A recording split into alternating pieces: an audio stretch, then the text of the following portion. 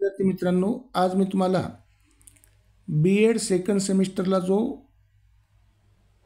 Gender school and society नावाचा विषय, त्या विषयातील विधवा पुनर्विवाह रिमॅरेज ऑफ विडो या संदर्भात थोडी माहिती देणार आहे। मी प्राध्यापक M.R. Joshi, MA Ed Shri Sharada Bhavan शिक्षण संस्थेचे अध्यापक महाविद्यालय नांदेड येथे सध्या असिस्टंट प्रोफेसर म्हणून कार्यरत आहे। चला तर पाहूया विधवा पुनर्विवाह रिमॅरेज ऑफ विडो।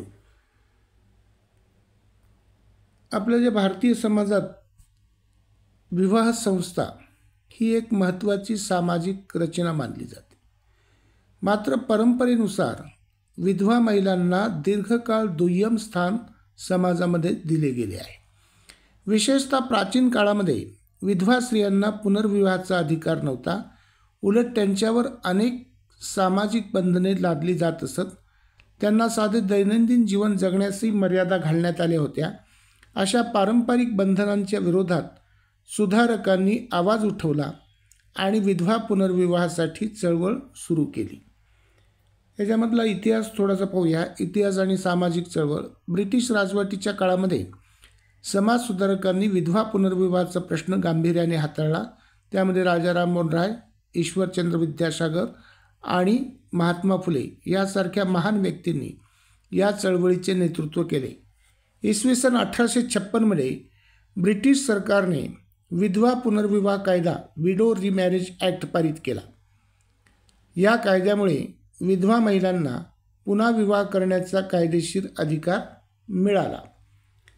या चळवळीमुळे समाजात थोडा बदल घडून आला, परंतु तरीही रूढीवादी मानसिकता आणि सामाजिक दबावामुळे विधवा पुनर्विवाह सहजपणे स्वीकारला गेला नाही।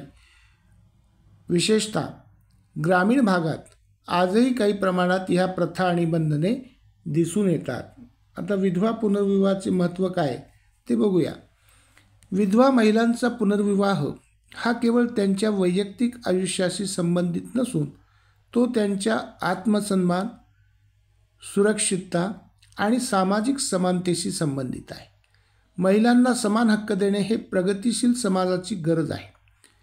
पुनर्विवाहामुळे त्यांना नवीन जीवनाची संधी मिळते, आर्थिक स्थैर्य मिळते आणि मानसिक आधारही मिळतो।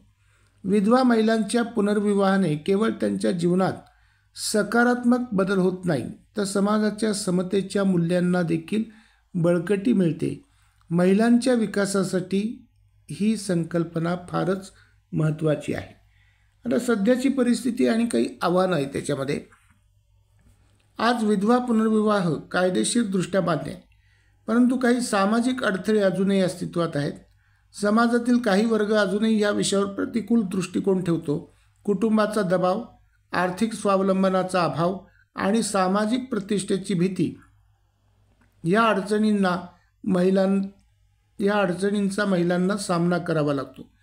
तथापि शहरांमध्ये या संदर्भात मात्र सकारात्मक बदल दिसून येत आहेत। शिक्षण, आर्थिक स्वावलंबन आणि सामाजिक जागरूकतेमुळे आजच्या स्त्रिया अधिक स्वतंत्र आणि आत्मविश्वासी बनलेले आहेत। निष्कर्ष काय तर विधवा पुनर्विवाह ही एक सामाजिक गरज आहे, जी केवळ विधवा महिलांसाठीच नव्हे तर एक प्रगत आणि समतावादी समाज निर्माण करण्यासाठी आवश्यक आहे।